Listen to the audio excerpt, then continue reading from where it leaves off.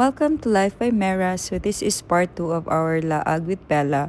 So nakakita mi diri og dog park guys. So it's so amazing ang Hungary maghimo og mga dog parks para sa ilang pets, di ba? Silang dog.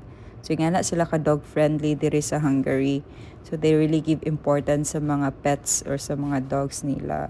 So as you can see, loog kay lang dog park na sila training area, and of course nindot kayo ni kay para pod makamit og lain-lain nga mga friends ang dog, di ba? So I hope nani sa Pilipinas no kay as I can see loy pud kayong uban kay mga stray dogs, wala kay pakabana ba. So diri guys sa Hungary gihatagan gid nilang importansya ilahang mga pets or ilahang dog.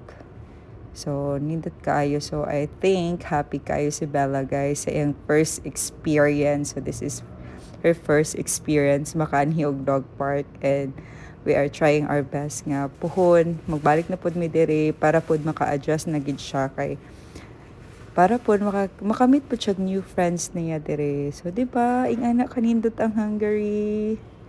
And yeah, and I see happy kay siya, so we decided to also eat here. So kani siya pet friendly pud ni siya nga restaurant nila diri.